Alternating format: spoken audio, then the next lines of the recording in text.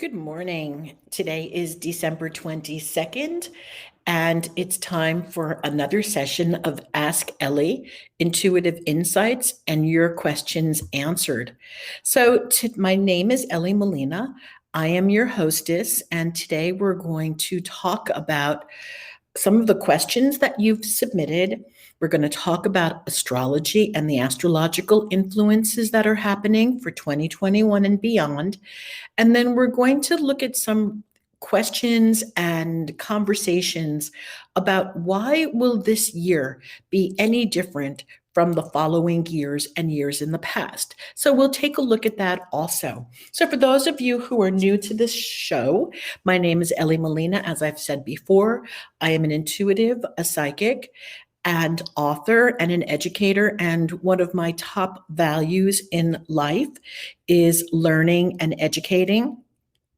So I highly value education and learning. And with that, I also want to tell you that you might as well know we are in the age of technology. We are in this age of learning where things are happening so quickly, so much information, this information age. We are bombarded with information at us all the time. And it's going to become really important for us to discern what is it that we need to listen to? What is it that we need to pay attention to? And what is it that is relevant for us? And so that's going to be part of our topic later on as we move through the call, because that will seriously influence where you go in 2021. How much information you're going to be gathering and where this information is coming from and what you're going to do with it. So I'd like to welcome a few people to the call this morning. Eva, thank you for being here. Tio and Thomas, thank you for joining the call. I'm always excited to have you with us. And with that being said, I am ready for our first call today and our first question. And one of the first questions that was submitted to me was, do I move to Europe and am I looking in the right place? And this question was submitted out of Virginia and by TR. And thank you so much for sending this in today. And I just want to share with you what came to mind when I heard your question was a quote by Ralph Waldo Emerson. And Emerson said, "Do not go where the path may lead. Go instead where there is no path and leave a trail." And that, my friend, is the answer for you. So, is it time to move to Europe? And are you looking in the right direction? I think that you can answer that yourself. And when I look at this from a psychic point of view, I'm seeing that there's tremendous amount of joy here in this move. Look, there's going to be fear, as in everything. Moving from one city to another is oftentimes scary and exciting. And moving from one country to another, one continent to another, can be thrilling and exciting. One of the things I want to share with you, TR, is that I do see wonderful people around you when you make this move. Now, this move will not be the first and only. You're not going to get there and stay in one spot. So just be prepared. Travel lightly. And put your things in, obviously you don't need me to give you advice on this one, take your things, put them in storage and travel lightly, and do not have any attachment to your first location, because what will happen is it will be the starting point for your other locations. We need to get started. Sometimes we have to put a pin drop on a map and say, okay, I'm going here. I'm going to stay here first, and then I'm going to move forward from that. And so that is what I'm seeing. You're going to put your pin drop. You have great support where your pin is dropping. You're going to be really happy where you drop your pin. And then from there, you're going to start to branch out and travel and move around. You will ultimately find your space where it is warm and where there is water. And you also know this already. So the other thing about where you go, where there's warmth and water, TR, is that this will be a place that will provide you with affluence and income. So I do see you generating income from this new location. I see you steady. I see you in a relationship. It looks as if long-term dreams and visions will come to fruition for you here. So it's almost as if, you've had these dreams and visions for a very long time. They've been on hold. And now with everything happening on the planet and in the universe and just everything happening, this is the time to go. So get your ducks in order and prepare yourself, because you're going to be launching ahead into your new future. And this is extremely exciting. So there are going to be new opportunities, new people, new experiences, and also new career moves for you.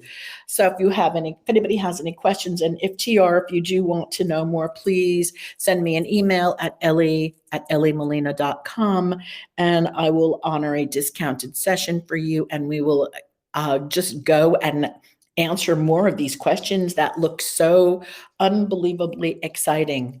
Okay, moving on to today's topic, which covers two things that I want to talk about.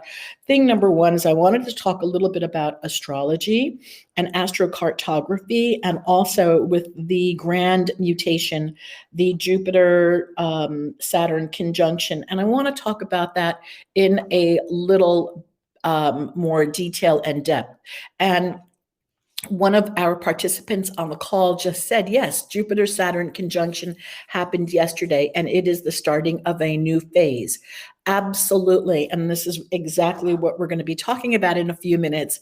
So the question here is, can you speak more about this? Okay, great. This is exactly what I wanted to speak about. So there is a lot of misinformation on the Jupiter-Saturn conjunction. And then there's a lot of fabulous information. And remember, we talked about there's so much information on the internet that it's really important that you go to the source that is the best for you.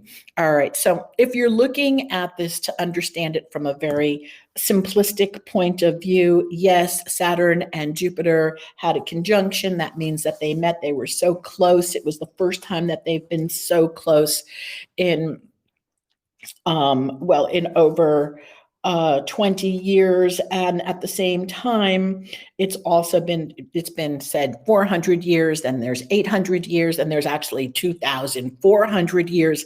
So it really depends on how deep you want to go into this. So what you need to know for this is that this Saturn Jupiter conjunction is called the Great Conjunction, and it does happen roughly every 20 years. But these conjunctions take place later, and they progress over 200 years. So when people say, oh, this happened 200 or 400 years, they're really shifting into something that is known as a triplicity. And again, this is a pattern of repeating triangles that Johannes Kepler came up with in his work called De Stella Nova. And this is when astrology and astronomy started to separate. Up until Kepler's time, Galileo and Kepler, astronomy and astrology were one and the same. And it was through Kepler's work that astrology and astronomy now started to shift and break away. Now we were looking at astrology, and then we're looking at astronomy. And so what we need to know is that it takes approximately 800 years to move through all of the elements in the Great Mutation.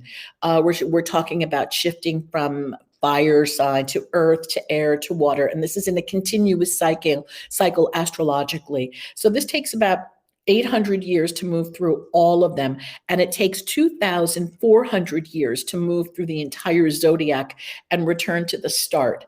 So the whole cycle, if you want to look at it, is in increments. It's 20 years, then it is 200 years, 800 years, and ultimately 2,400 years. So, look, historians will be able to go back and look at it. We won't be there. Many of us won't even be there in 20 years to look at it. So, and then some of us will be. So it'll be very interesting. And if we are there, let's hope that we do have a memory and that we're cognizant of it. All right. There's no point in being there and not knowing that you're there. All right. But anyway, so now, with that being said, if we look at this conjunction, then we're looking at it as a transition. We're not looking at it, okay, yeah, Jupiter and Saturn got together and now all of a sudden everything is going to change. No, it doesn't happen that way. This is very, very slow. These are slow transitions into a new era. It's not a simple 1, 2, 3, I'm going outside looking at the conjunctions, I'm going to make a wish and my life is going to be different. And so that is what we're going to be talking about today. Like, what will it take to make your life different? It is much more than just looking at elements of planets, astrology, and astronomy. We are human beings, and we have to look at the human aspect of what does that look like to be a human and to live in this day and age. Well, first of all, if we look at it from astrology and from the point of historic astrology, just know that things are now there will be notable changes. There will be evolution, and there is going to be a heightened transformation. And we see this as humans become more conscious, and we're watching this. The more consciousness that we have, the more awareness, the more self-awareness, the more conscious we are of our humanity and what we are capable of, the greater the shifts can be. And of course, being in the information age is going to allow us to look at information and then work on discerning what we are going to accept and what we are going to reject. So it's not that we have to blindly accept everything that is being given to us and take that as truth, because there's so much disinformation out there, and we know that. I mean, we've got trolls, and we've got people influencing our belief system. So we really do have to be very cautious and careful as to what we're going to believe. And so now, if anybody has any questions that's on this call about astrology in terms of the great coming of this era, now's a really good time to answer it. Otherwise, I'm just going to tell you what we're going to notice is that humans will become more conscious, but that has to do with the information age. That has to do with the time that we are living. That has to do with technology and our evolution. And there will be those who continue to evolve, and then there are those who will not evolve, unfortunately. And this is where so many people talk about the splitting of the third dimension and the higher dimensions. Okay. Somebody said, I am concerned about the Middle East and this new conjunction.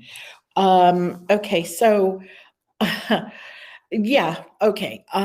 Tomas, thank you for sharing that. Again, this is not a political podcast, so I have to be very careful and mindful of what I'm sharing. We want to look at humanity and the way that we have done things historically as humans. And it's not a secret that the war machine, and we can look at the war machine keeps the economy going so far. The war machine has kept the economy going. And unless there's an age of enlightenment, enough people starting to realize that it is a war machine that keeps the economy going and moving, then until we get to that point where we have conscious awareness, we're going to be trapped in this third dimension of creating wars, creating machinery, sending money, going to help. It's a cycle. And in order to break that cycle, that is not so much, Thomas, about the astrological impact. That is more about the awareness of human consciousness.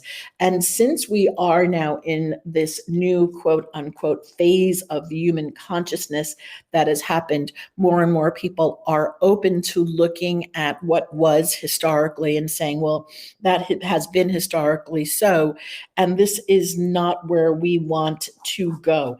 And of course, we have much more power as a collective consciousness than we often believe ourselves to have. So if there is going to be a Middle East disturbance, we do want to look at it as not affected by, it's not coming as a result of the conjunction. It's actually coming as a result of the historically political habits. Let's just call them habits. This is how it's been done historically. And until people develop new habits and new ways of looking at life and new ways of looking at the world and interacting with each other, these old habits are going to continue. And this is what brings me now into the second part of the call today, which is my question was, why will 2021 look any different for anyone than 2020 or the years before? So it's not going to be, I'm going to wake up one morning and there's going to be an astrological event and that is going to have my life be new. No, it's not going to work that way because we are human beings and we live from our human design. We live from many factors that influence us. So today I'm going to start to talk about what will be different for you in terms of what will you do differently this year than you have done in the past. And one of the things I'm going to suggest is that we take a look at some of the tools that are available to us from psychology and psychology. Let's take a look right there. And a really fabulous tool that was brought to our awareness in terms of psychology is the Robert Dilts model, DILTS, if you're unfamiliar with him. So Robert Dilts created a model of looking at humans and looking at the model of what it looks like, I guess, to be human and to identify with these things. And the first thing that he talks about is that there's something called vision. In order for our world to be different than it has been in the past, we need to have a different vision for ourselves. So if we have the same vision that we had many years ago and we continue to have that vision, that's fine and dandy. But now you want to ask yourself, why hasn't this vision come to fruition? Why hasn't my dream happened for me yet? And this gets into a lot of people saying, well, this gets back into our conversation last week. Why don't my astrological predictions come true? And why are things that I say for myself not happening? Why is that? Why is that? And it's much deeper than, somebody made a prediction and it didn't happen. So we're going to look at what happens from the Robert Dilts model of humanity and looking at things. And so if we look at vision, we create a vision. And let's say that you do an experiment right now as we go into 2021 and you create a vision for yourself. What is it that you want to be doing for 2021? What is it that you want to create for 2021? So take a look at that and then ask yourself, and you may even want to write it down. And your vision doesn't have to just be for you alone. It could be for your family. It could be for your business. It could be for anybody that at all who's included in your vision. And then you want to take a look at the next phase of that. So here's my vision. And then you ask yourself, well, who am I?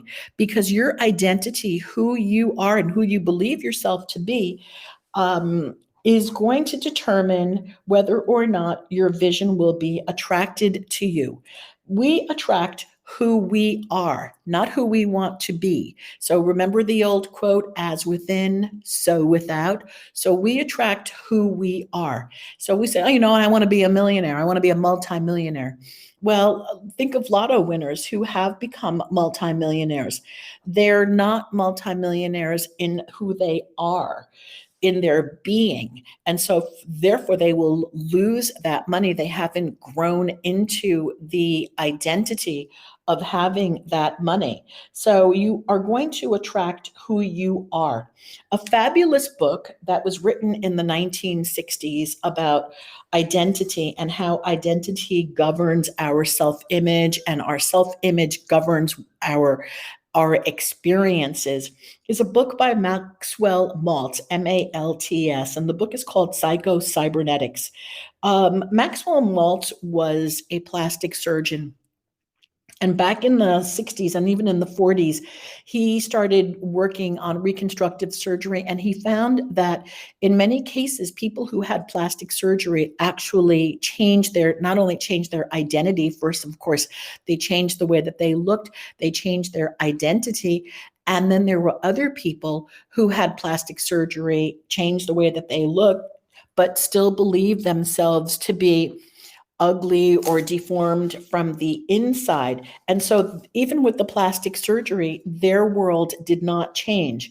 And so, this led him to go on a really big experiment to have breakthrough results. That self image was the key, or is the key, to human personality and human behavior. So he says, and I quote him, change the self-image and you change the personality and the behavior. And then he goes into this much more scientifically. And so it's a fabulous book, and anybody who's looking to change their identity or change their belief system or change their image, I'm going to highly recommend that you put this on the top of your reading list for 2021 so that you can start to make these changes, because as within, so without. And the third part of all of this is in our identity is not just that the way that we look, it's also our subconscious. Okay, so when we increase our self-awareness through maybe working with a coach or a consultant, then we can see the things that are hidden for us or hidden to us. We can see how our subconscious comes into play. When I'm consulting, it usually takes me about 5 to 10 minutes to fully get a picture of what somebody's beliefs are and where their life is going in the trajectory based on the conversations that they're having, the vocabulary that they're using. And that it's a great place to start. So then the third place, and then yes, and so thank you, Thomas. Just a little quick aside, Thomas just said this makes good sense. It's kind of like getting a new haircut. Absolutely, you let me look good for, it changes our image, it changes our belief, but then we still are left with ourself inside. Okay, the third part of the model is the values and beliefs. So what do you believe? How do you talk to yourself? What do you say to yourself? These have to be in alignment. Your values and beliefs are subconscious. They have to be in alignment with the identity that you are looking to assume to match the vision that you have. And so these things need to be in alignment. They need to be congruent. Then the other thing that we're looking at is behavior. So when we're talking about behavior, let's just say, for example, in behavior, example, let's say you wanted to be a public speaker. So you go now and you study public speaking, and then you get on stage and you've got this really great speech ahead of you. However, your body language is sending a communication saying, I don't believe in myself. I don't, you're slouched, you're just not standing tall, you're not, or your voice has a very strange tonality to it. And so what will happen is that people may look at you, you may be saying the most wonderful things, but the audience is going to get turned off because of your presentation. And so it is also your behavior, how you behave reflects what you're thinking inside and what your beliefs and values are. It reflects your identity. And so if you're looking to change, it also affects obviously your habits, and your habits affect your success also. So this is all, it's a big package. It's all tied in together. And then one of the key elements that a lot of people don't realize, and this is going to circle back to our conversation earlier, is our environment. So when we are a direct result of our environment. So the old quote, show me who you walk with and I'll tell you who you are. So yes, that is true. So choose carefully who you're going to be walking with. Also, you take your top 5 closest friends, add up their income, and then divide it by, let's say, 5 people that you want to. Take your 5 closest friends, add up their income, and guess what? You're going to get your income. Because we, as human beings, we adapt to our environment. We adapt to other people around us. We take on their beliefs. We fit in. We are herd animals. So if you have a vision now that you've decided for yourself, then you want to make sure that the people that you are surrounding yourself or your circumstances are either in alignment with your ideal or, excuse me, that you evolve these people and yourself into this ideal. So everything needs to fit together. So if you were going to, let's say we're going to take a little exercise again, backing off to the what's your vision. So let's take, for example, TR's vision. Hey, because I've got it and it's right here in front of me. TR's vision is to move to Europe. So now, what would guarantee that from following the DILTS model would be, well, moving to Europe. First of all, he would make sure he would need to surround himself, or she, okay, would need to surround themselves with people who have the same values or beliefs that this person has, that TR has. So you want to take a look at the values and the beliefs. Then you also want to look at the conversations that you would be having with people around you. Then you also want to look at, is this environment conducive to my dreams? Is this a good place for me to have these dreams? Will I be sad? Will I be enlightened? Will I be inspired? Will this place bring happiness? If you're somebody who thrives on being near water and a lot of sunshine, you will not do well in an area where there's no sun. It's just not going to work for you, and then you'll struggle through that, and then you'll become depressed, and you'll think that it's something that you're doing to yourself, and that you have bouts of depression, when all it is your environment. You take yourself out of that particular environment and you put yourself into more sunshine, and all of a sudden you're going to feel a whole lot better. And this is metaphysical at the same time. So if you are in an environment, and let's look at it, emotional environment, where people are having negative conversations around you, people don't believe in the same things that you believe, when you surround yourself with people who are not conducive to your dream and vision, it's going to be very difficult for you to fulfill on that dream and vision in that particular environment. So if you put all of these things together for yourself for 2021, look at your vision, then check and find out, okay, what is my identity? Who is my identity? What do I believe about myself? And with the identity, this is often, because it's so subconscious, it might be a good idea to work with someone or a coach or a consultant so that you can have them look at your identity through your language. But if, obviously you got to find somebody who's really skilled at this. Not everybody is skilled at this. And so then you'll work with that. Then you'll take a look at your values. What are your values? Obviously you can work with another person, or you can use books or models to discover what your values are, and you want to start to live in accordance to your values, your vision, and your identity. Then you want to look at your behavior. Okay, behavior again includes exercise, it includes conversations, learning, studying, and then finally you look at your environment and you put it all together and say, is this environment conducive to me being my best? People, we see this so often, people who then connect to somebody. If you're dating somebody, and let's say that you're not, or you're married to somebody, and they start to go on a weight reduction program, or they start taking better care of themselves, all of a sudden the other person becomes inspired to do the same, all right, because we match ourselves to that person. Or we end up being out of alignment, and relationships end up parting ways. So if there's you're together with somebody and you're a smoker and a drinker, and all of a sudden, and your partner is a smoker and a drinker. I mean, this is so obvious, right? And your partner's a smoker and a drinker, and you go clean and start exercising and eating well and stop smoking, stop drinking. You're no longer going to be a match for that person, for the behavior, for the environment.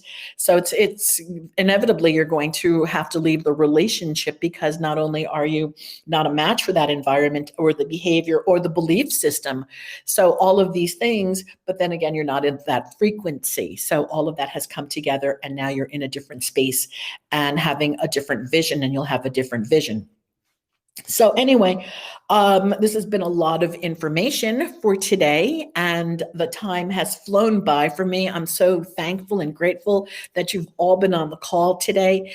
And if you have any questions, just know that I am available for consultations, and I'm putting together a magic program which begins January 12th, if anyone's interested. There are only a few spots left. We're going to use astrology and numerology and all of behavioral sciences and magic, and we're going to put it all together so that we can have created goals and visions for 2021.